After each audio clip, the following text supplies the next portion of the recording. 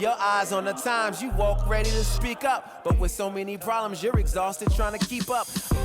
This is the Church Politics Podcast, where you can get political commentary from a biblical worldview.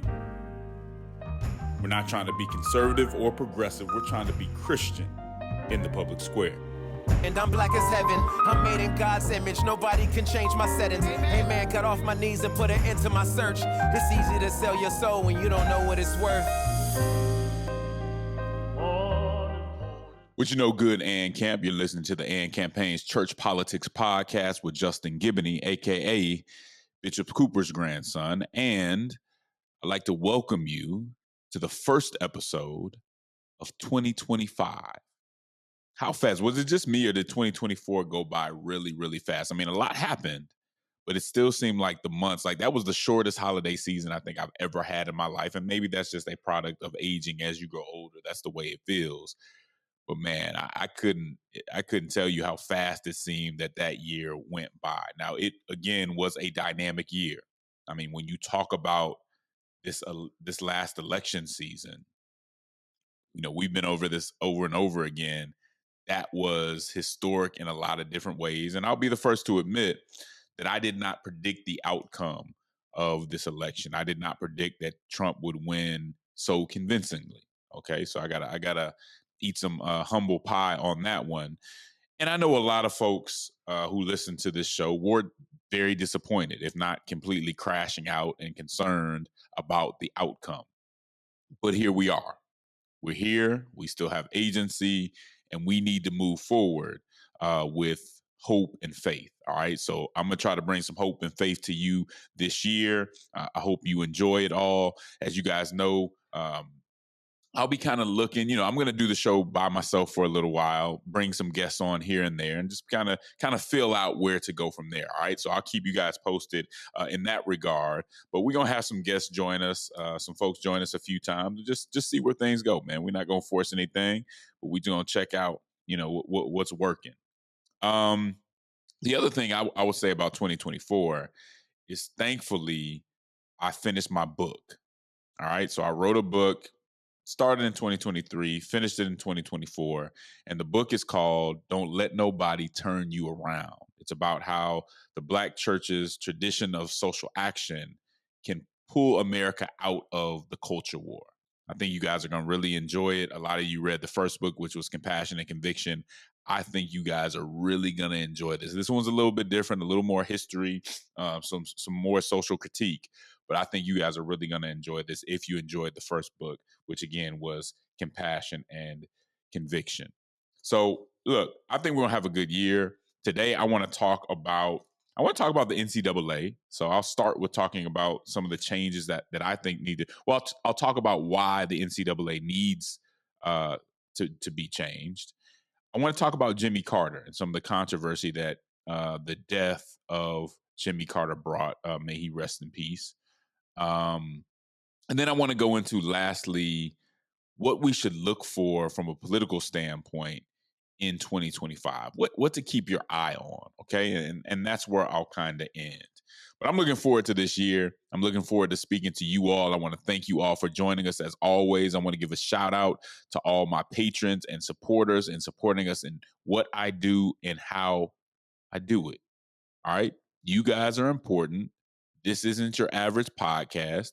We're going to continue to be bold. We're going to continue to be courageous and say things that you might not hear in other spaces. And we can't do that without you. We can't produce this content without you. So I greatly appreciate you. We, as the AND campaign, greatly appreciate you. Thank you for all that you do. All right.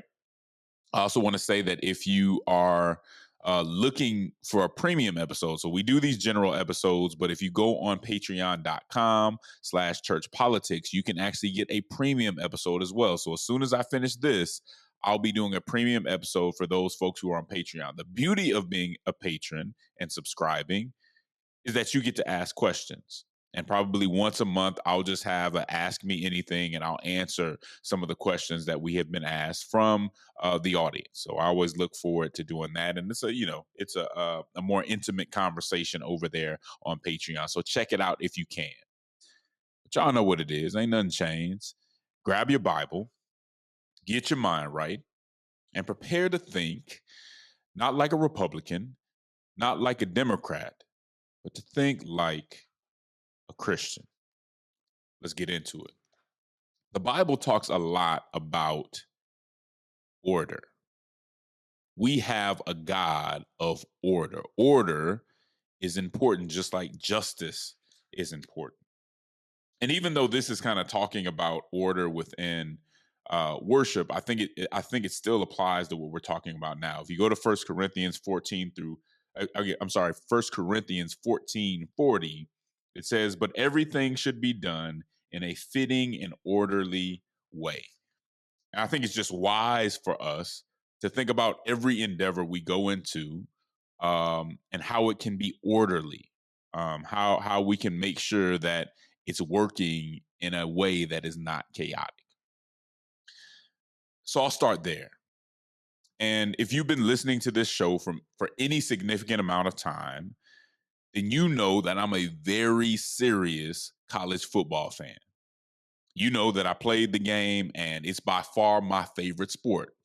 Now, not only that, I also attended the NCAA Leadership Conference as a representative of Vanderbilt University. I served on the Title IX committee at the school. I say that to say I'm invested in and care about the NCAA.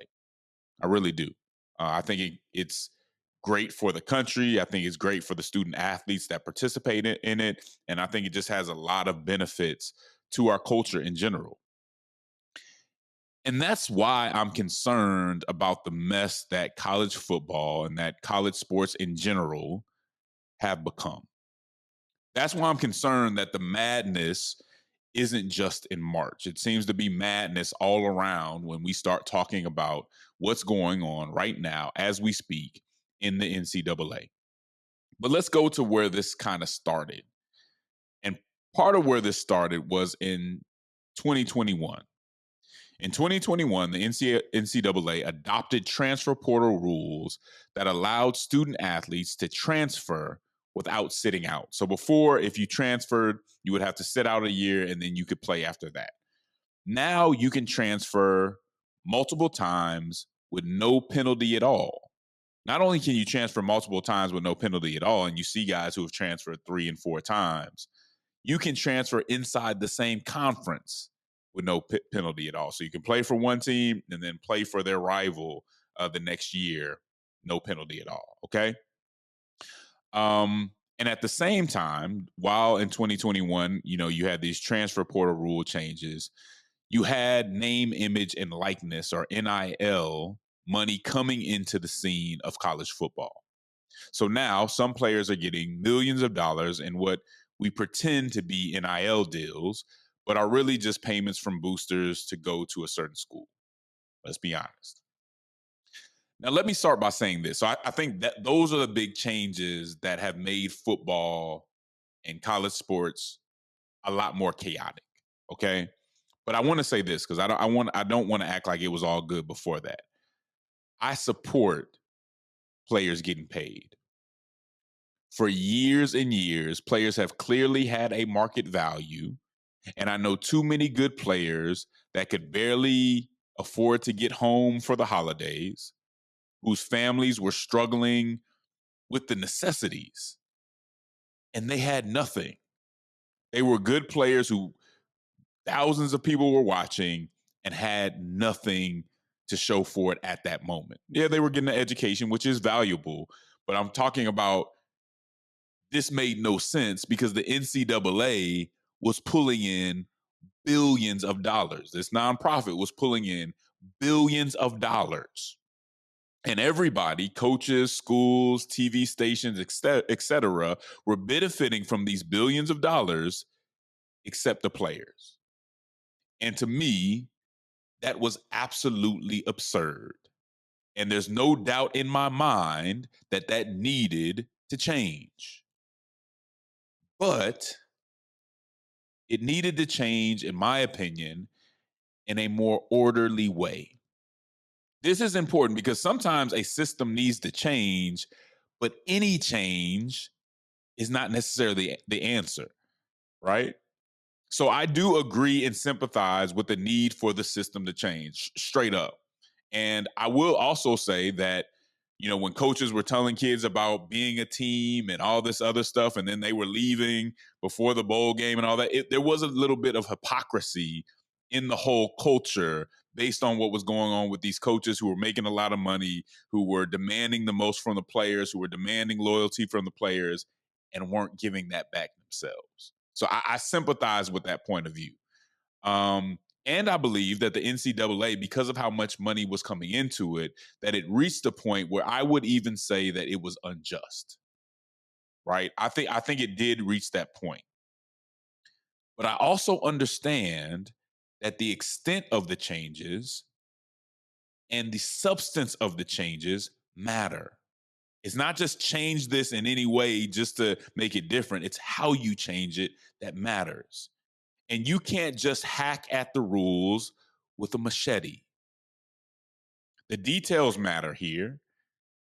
And the details are exactly what I think NCAA reformers got wrong. So we need change. What the specifics of those changes matter. And I think the problems that we have today started with a philosophical error. I think some of the errors of the spirit of the day in that moment influenced where we are in college football today. All right, stick with me. All right, that may sound a little weird, but stick with me. Philosophy and NCAA, what are you talking about, Justin? I'm getting there, all right? Listen, one of the strongest arguments for reform, which I was a reform, I think it needed to change, but one of the strongest arguments for reform was, hey, coaches are getting all this money and they can leave the school whenever they want, but the players are broke and can't leave a school if they're in a bad situation without being penalized. And for the most part, that was a legitimate argument. Again, things needed to change. That wasn't right. And again, coaches were basically abusing their situation. They were abusing their position and how they spoke to the players, what they demanded from the players, how they kind of engaged with the players, but then they go off and leave at any time they want. That was hypocritical. That there was something wrong there, especially when these players weren't getting paid.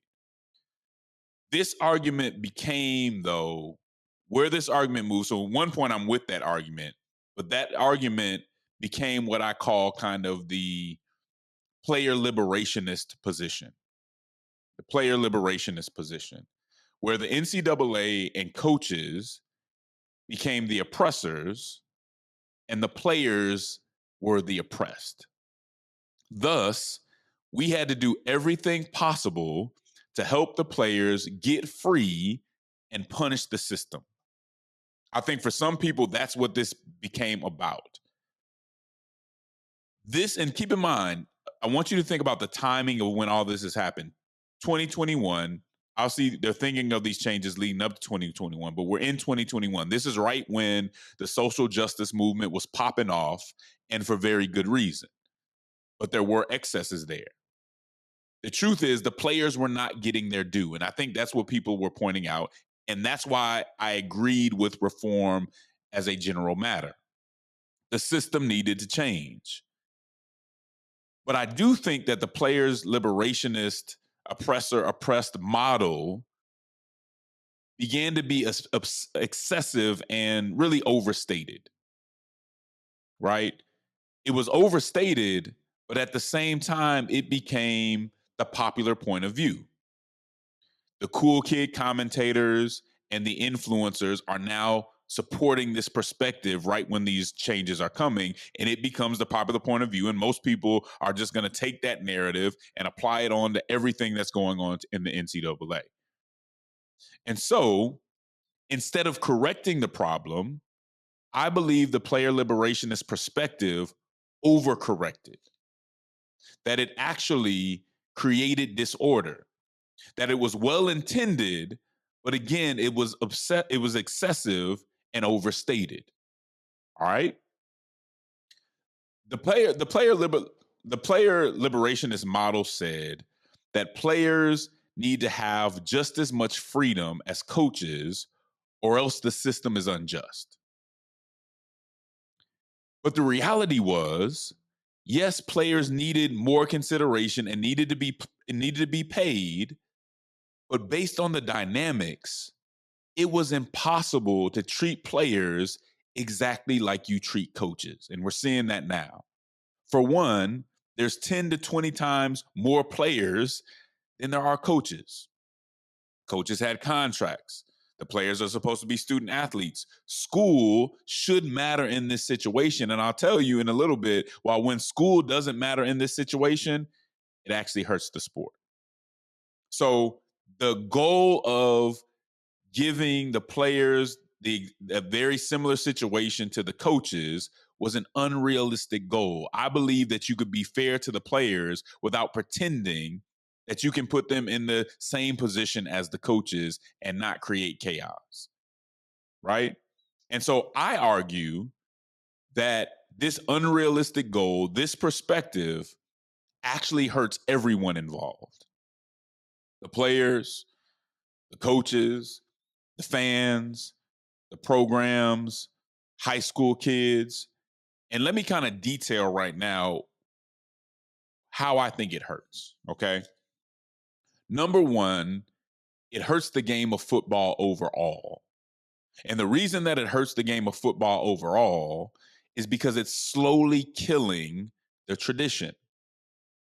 Not all at once, but I think it's insidiously eroding the tradition. One of the reasons that football is so popular is because people connect with the tradition of the programs. They connect with the players. They get to see guys develop from their first year until they leave. Now, this doesn't mean there should never be any transfers, but generally, that's a lot of what connects people and endures people to college football. But now, if a guy has a good season, he's going to leave and go to whatever school offers him the biggest bag. Maybe after 1 year, maybe after 2 years, who knows? He might even leave and go to your rival. And so you have the example that I often use, which is ATN, who, and let me be very clear, I'm not blaming the players for any of this. They're doing what's in their best interest based on the system that's been presented to them. Okay, I'm not saying the players are wrong for this or whatever. But you use the ATN example. This is a great running back who was at Florida, has a great season, and transfers to Georgia. Are you going to try to tell me these are two rival schools? Are you going to tell me that has no effect, no impact on the tradition? We're now watching a bunch of mercenaries instead of a group of guys who we've seen come together, who made a commitment. The school committed to them, they committed to the school, and they're riding it out. Now we just have mercenaries, and it's going to be harder and harder to connect with these folks in a real way. Eventually, that damages the tradition of these programs. I believe that people will lose the connection to the teams, and that the resources that the player liberationist position wants the players to have, that they should have, will dry up. Because what college football ends up being is NFL light.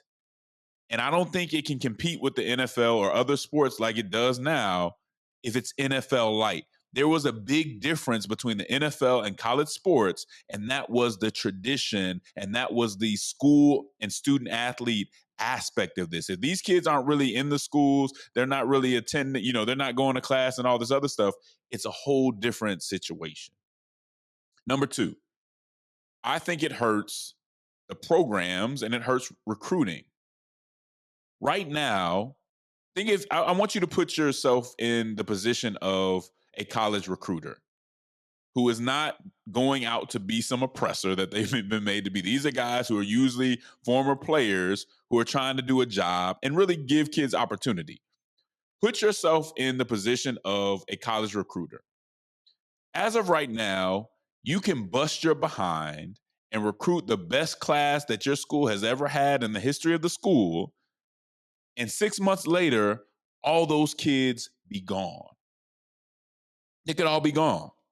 There are teams right now, countless teams, especially like mid-major teams, things like that, that really don't have a team because the whole team went into the transfer portal. You recruit them, and there's no way to keep them around. That is not good. That may benefit the schools that get to pick off and cherry pick. That's not good for your average school. All right. The other thing is, I think a kid's commitment should mean something. Doesn't mean there's no way to get out of it. No, but it should mean something. And the school's commitment should mean something. All right. Number 3, I think it hurts sports culture in general. Because what I can tell you from being a Little League coach is that this switching teams every year phenomenon has leaked down to high school, has leaked down to Little League. And now commitment means nothing. The team means nothing. Loyalty means nothing. And integrity means nothing. We have a bunch of individuals who are just trying to get theirs. Most player liberationists are materialists probably, so they might not think that this matters at all. But to me, building character and other virtues that come with sports when they're done right matters to me. Here's the other thing. Players are less coachable. You can't tell them anything. Now, I'll admit that coaches should not abuse their authority. There were some coaches who have abused their authority and who have been hypocrites. But guess what? In general, coaches need to have authority to make the game work. And I think there's a portion of this player liberationist point of view that quite simply has an aversion to any sort of authority, to any sort of hierarchy. But again, that's a recipe for the chaos that we see today. But lastly, let me say this, because I think the player liberationists, which I don't want to come off as to make this seem like it's not well-intended. I think it is well-intended. But I think the player liberationist point of view is pro-player. But let me tell you why I think that it's been counterproductive. Let me tell you why I think the situation right now hurts players. Before all this happened, when I played college football, you were basically guaranteed a 4-year scholarship, even if you didn't turn out to be a good player. You would still have an opportunity to earn a degree because you made a commitment to the school made a commitment to you, and that's usually what happened. That was usually the case. Now, the way things are moving, they almost have to cut kids who aren't performing after a year or after 2 years just to stay competitive because things are moving around so quickly. Secondly, most kids who go into the transfer portal either are not getting picked up or are not going into a better situation. It works for a few guys at the top, but for everyone else, it's a mirage. It's an illusion. It's a trap. Lastly, let me say this. College recruiting for high school students has never been more shaky because some schools are recruiting fewer players from high school. And that's really sad. Part of the tradition, this hurts the tradition. Part of the tradition of college football is high school players who've worked hard on the field and worked hard in the classroom, getting an opportunity to go and everybody seeing them, getting an opportunity to sign and go play for a college. That's still happening, but it's happening less. And it's more unsure. And when you go to a place, yeah, I'm wearing this jersey now, but what does it mean? I might not be wearing it 6 months from now if somebody says something I don't like. Now, so those are the issues that I see that need to be addressed. But let me also say, especially when it comes to the culture of sports, while I do think what's going on in college football and college sports in general had an impact on it, the culture is bigger. The impacts on the culture are bigger than just this. So I'm not putting it all on that, but I certainly think it had an impact. This is a problem because guess what? The whole thing can fall apart because I think that we overcorrected. And many player liberationists are stubbornly refusing to see these issues. They'll say things like, these coaches aren't quitting because the system doesn't work now. They're quitting because the players have more power. They just don't like the players having more power. And there may be some coaches who resent the power that some of the top players have. I wouldn't doubt that. But the truth is, the current situation is unmanageable. The current situation is chaotic. It's not working for anybody. So if you're focused on just punishing the oppressor, I think you're going to lose. But it seems like some are willing to burn the whole thing down to prove a point, to get some type of retribution against the coaches, against the system, and the oppressor. And I think that's really just cutting your nose to spite your face. All these things work together, right? The system includes the programs, the players, the coaches. And if this is off too far one way or the other, it all falls down. So we got to be focused on what makes the system work, not how we can get back at a certain group. What makes the system work best for everybody? It wasn't working best for everybody. There were reforms. The reforms went too far, and now it's not working best for everybody again. All right? Now, when we talk about the changes that need to be made, for a while I was like, man, what is the NCAA doing? You need to change this before everything falls apart. But what I had to realize in reading some of these court cases and all that is that basically it seems like the NCAA's hands are tied. They've been getting sued left and right, and the courts are siding with their opponents.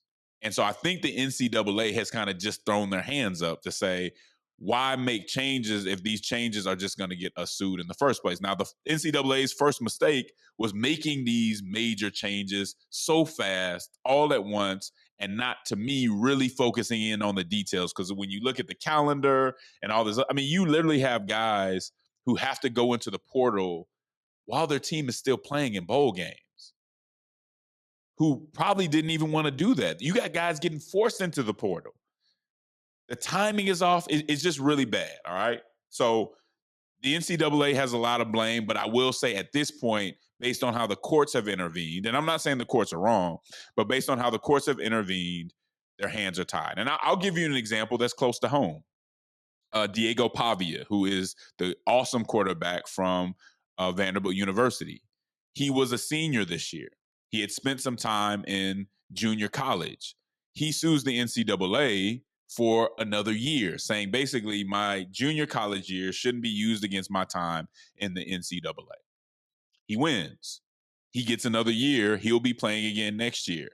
I'm really excited about that because I think he's an awesome quarterback, and I can't wait to see him play again. But if I'm honest, that's not a good decision for the NCAA as a whole. And that's what we got to be able to do. Say, you know what? I like that because it helps me out. But at the end of the day, it's probably not the best and probably needs to be overturned. So where do we go from here? I think, and Nick Saban has mentioned this, I think the only place that you can go to bring some order to this situation based on how the courts have responded is that Congress has to step in and Congress has to pass some legislation regulating college sports. It needs to be thoughtful. There need to be some cool heads and thoughtful heads at the table when they do this. The student athletes need to be under heavy consideration. This can't lean heavily to the programs, lean heavily to the coaches, and leave the players out because that's just not going to work. But there needs to be some legislation to settle all these issues. Number one, the thing is, I think transferring the transfer portal, you cannot allow people to transfer multiple times in conference with no penalty.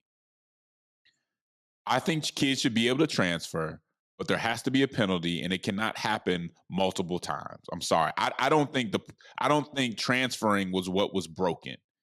Right? There has to be a penalty. Otherwise, there's no stability within the game. I'm sorry. And I'll be honest with you, most of my friends who have played college football are in agreement on this. They think that the biggest problem is the transfer portal, and it's created complete chaos. All right. So among that group, it's been a consensus position. And I've had, conversation after conversation on it. All right. Not everybody, but the great majority of the people I talk to in that space see this as a problem. And these are people who care about the players. I care about the players. When I was on those committees, I was a representative of the players, and I still am. But that doesn't mean that any change is just going to be all right, okay? As far as the payments, I think that's more complicated. One thing I can say is that the payments need to be transparent. Let's not call it NIL if it's really not NIL. Let's call it what it is. Let's make sure that these players see significant amount of money coming in, and let's do it in a way that doesn't make them just a bunch of mercenaries or have an impact on the game to where the money won't continue to come in the way that it does. Because as we don't just assume because a sport is big right now that it's always going to be big.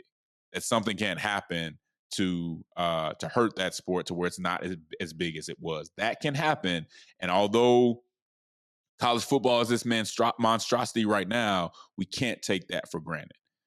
I'll be right back on the Church Politics Podcast. Your eyes on the times, you walk ready to speak up. But with so many problems, you're exhausted trying to keep up. This is the Church Politics Podcast, where you can get political commentary from a biblical worldview. We're not trying to be conservative or progressive. We're trying to be Christian in the public square. And I'm black as heaven. I'm made in God's image. Nobody can change my settings. Hey man, got off my knees and put an end to my search. It's easy to sell your soul when you don't know what it's worth.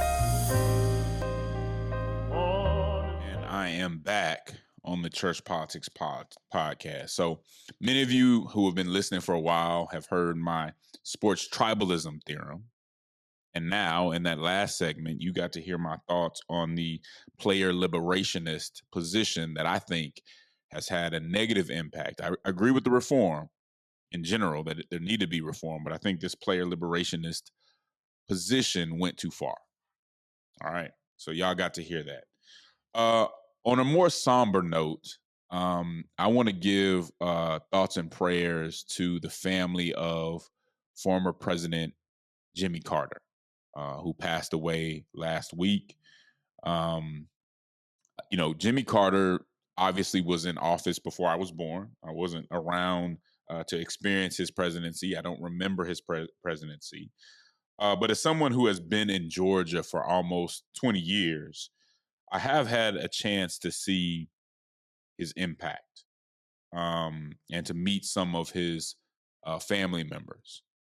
Even to go to events at the Carter Center and give speeches at the Carter Center, which I think is a center that has not only a real impact on Georgia and Atlanta, but an impact on the nation as a whole.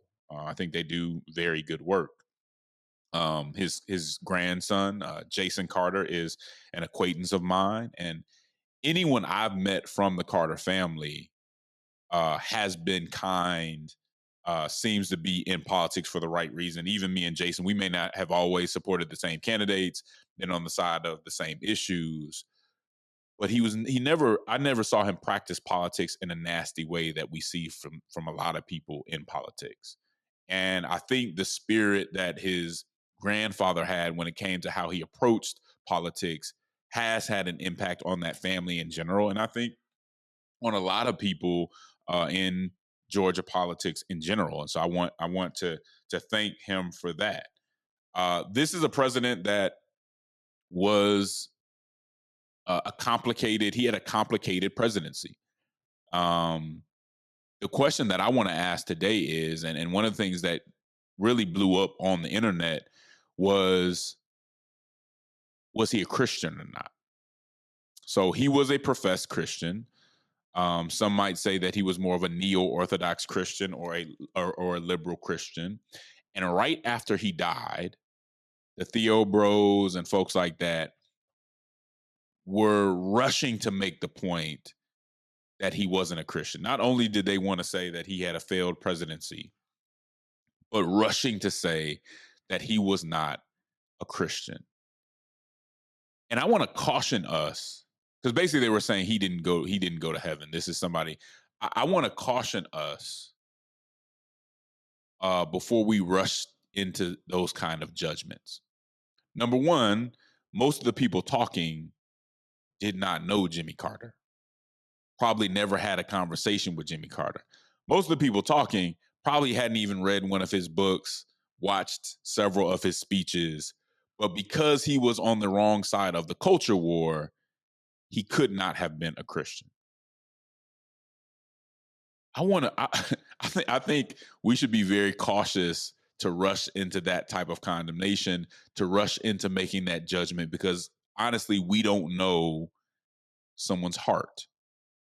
And I will say, whether you liked his opinions after he got out of the presidency or disliked the opinions he had after the presidency, he conducted himself with kindness and compassion and civility, even when he had disagreements with uh, other presidents or other people when it was in politics. I think generally his disposition was a disposition of kindness and compassion. All right. Now, I'm a true believer, and you know how we get down. Doctrine matters. So the places where I think his doctrine wasn't right, whether it be, abortion or some of these other kind of leftward issues, that does matter. The question is, and maybe I need to ask one of my theologian friends about this. The question is, because you get a doctrine here, a doctrine there wrong, or because you take a wrong position, does that mean you're not a Christian? I would tell you that if that's the case, then a lot of our heroes, a lot of your heroes, a lot of theologians that we talk about, that are on the names of our schools and that are in the theology books that we read, a lot of them might be in trouble too if we're going to take the position that if you get something wrong, then you are not a Christian. And I'm going to be straight up with you. I don't know the answer to this question. What I'm urging you to do is be very cautious before you rush to say that somebody after they passed away isn't a Christian. The other thing that I think, as we look at his legacy, which I think is a strong legacy in many ways, the presidency had some very serious issues. But as we look at his legacy, which I think is bigger than just the presidency, when somebody passes away, and again, I don't know this answer, but I want to bring it up for conversation so we start thinking about stuff like this. When somebody passes away, when is it okay to critique them? Do we need to rush to that critique? Do we need to first mourn with the mourning before we rush into that critique? I don't know. I'd love to hear from you guys. Maybe you guys have some opinions on that. When is it okay to critique them? Because I would agree. I mean, I hear what some people are saying. I would agree that we don't want, just because somebody passed away, to have to pretend like everything they did was perfect and good. And that's what some people want to do, right? This person passed away. You better not say anything bad about them, right? Is there a grace period? When do we get into the serious critiques of someone that passed away? Can we first recognize and send our condolences to the family? Can we, what's the Christian way to go about that? I'm not sure. But in most cases, unless somebody was a complete tyrant and completely corrupt and completely violent and evil, in most cases, I would think that we don't need to rush into judgment, that we don't need to rush into condemnation. At the same time, that doesn't mean that we have to pretend it was all good. People who disagree with Jimmy Carter's presidency and some of the things that he did, and I have my issues, with some of the things he did, have a right to say what they want to say. As Christians who should have couth, who should be compassionate and thoughtful, when should that start? What does that look like? That's the question. That's the question that I'm asking today. I could not see myself after somebody like Jimmy Carter passed away, rushing in to, with all the criticisms, with all the reasons that they're not a Christian. I just don't think that sends the right message. I mean, on this show, we critique people who have passed away. I think we have to. The way we go about it matters. What we say matters. How we do it matters. Right. So just something to think on. I don't always try to pretend like I have the answers. I don't have the exact answer to this, but I do think it's problematic to rush in with the type of condemnation that I've seen from folks who are Christians. And even though I believe doctrine matters and some people's doctrine is so far from orthodoxy that they're not what I would consider a Christian, be very slow to say somebody's not a Christian. Be very slow to say that because they get this part of a doctrine right that they're not a Christian at all. Now, should it be called out that they got that wrong? Sure. Is somebody who disavows the virgin birth and all that stuff, is that in a position where you can say, I don't know if you're a Christian at that point? We can have that conversation. I'm not saying that your doctrine doesn't matter. I believe doctrine matters, but be slow to do that, because I think you might feel some kind of way if some of your heroes or somebody close to you was called out in that way. Let's have the conversation, but let's make sure that we have it in a thoughtful way. I'll be right back on the Church Politics Podcast. Your eyes on the times, you walk ready to speak up. But with so many problems, you're exhausted trying to keep up. This is the Church Politics Podcast, where you can get political commentary from a biblical worldview. We're not trying to be conservative or progressive. We're trying to be Christian in the public square. And I'm black as heaven. I'm made in God's image. Nobody can change my settings. Hey man, got off my knees and put an end to my search. It's easy to sell your soul when you don't know what it's worth. I am back on the Church Politics Podcast. In this last segment, I want to look into or talk about what we should be keeping an eye on in 2025. What political issues are going to be important in 2025? I'm going to get to a few of them. I won't get to all of them. Maybe we'll have another segment that talks about a few other ones. But what should we be looking at? Now, one of the things I think we should be looking at is immigration.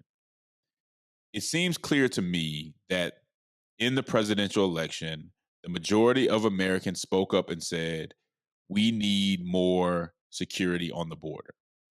I think even whether you agree with that position or disagree with that position, that seems to be part of the message that voters were sending their leaders, right? Immigration is a problem, all right? So we need to look at immigration. And word on the street is that as soon on, January 20th, as soon as the inauguration is over, as soon as Trump is sworn in, that there will be several presidential, what is the word that I'm looking for? That there will be this is what I'm looking for, that there will be several executive orders going out from the Trump administration to change the situation on the border, to secure the border. Off top, day one, the first thing that you're going to see is executive orders from Trump to change the situation on the border. That's word on the street, okay? We need to keep an eye on this, though, because while the American people have spoken, and I also, I've said for years that there needs to be a comprehensive immigration bill, that it's not okay to have it be disordered in the way that it is. But the reason that we need to watch this very closely too is because whatever we do as a country on the border needs to be humane, needs to be compassionate. And I'll be honest with you, Trump's border czar, what's his name, Tom Homan, Trump's border czar, some of the way that his posture, his disposition, the way that he talks about this, his attitude towards the job that he's about to take on scares me a little bit. There's a lot of showmanship. There's a lot of being provocative. Hey, do the job that you're asked to do. Do it in a humane way. And all this showmanship and, talking trash and all this tough guy stuff isn't really necessary. And it worries me. It worries me that we're going to be more concerned about looking harsh and looking like we're tough on immigration rather than being thoughtful and doing it in a way, doing the job, but doing it in a way that is humane, compassionate, and thoughtful.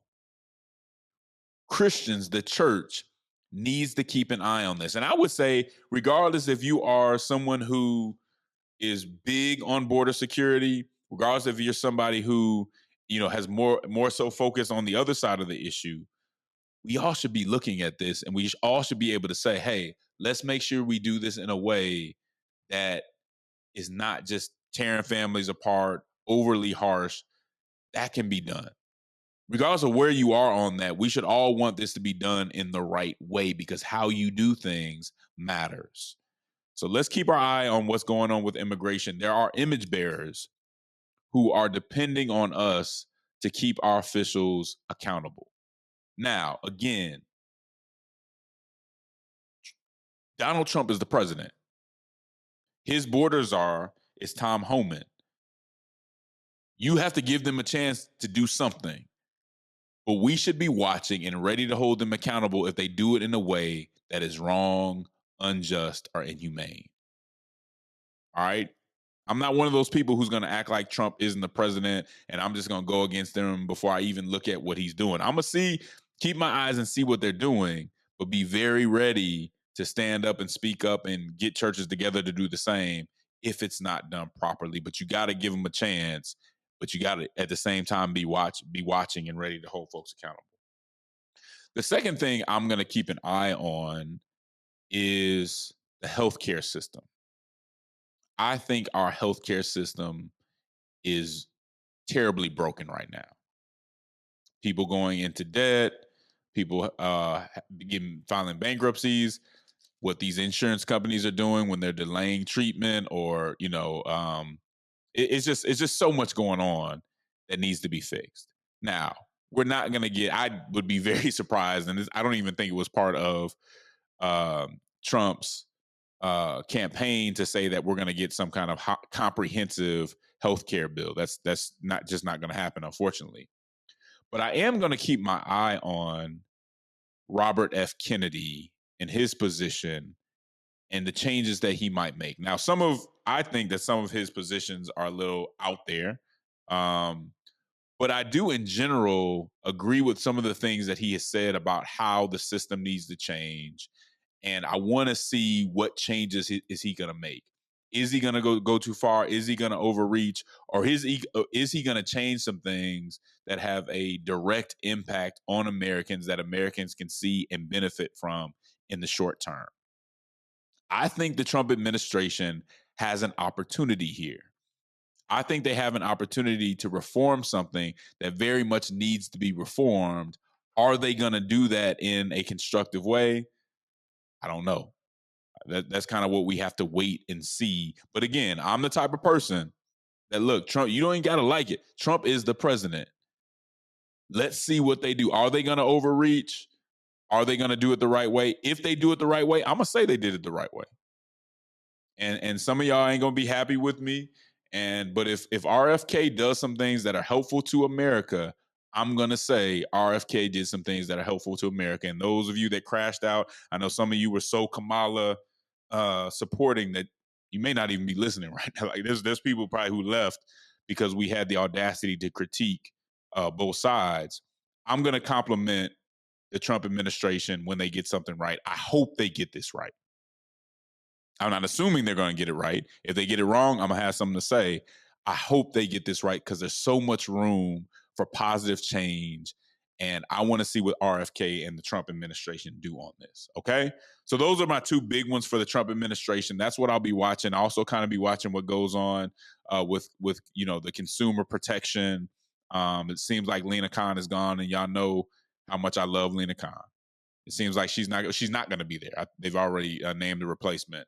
But let's see if they completely change directions or they still actually protect the consumers who have not been protected in a long time, regardless if it was a Democrat or Republican administration. Let's see if they do that. Lastly, I'm going to ask y'all to keep your eye on local politics. What's going on your school board?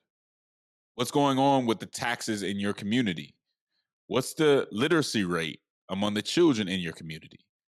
I really want y'all to pay attention to that. And then I want you to consider how you can get involved to change things. One thing I will tell you, and this is one thing that the AND campaign is getting into heavily.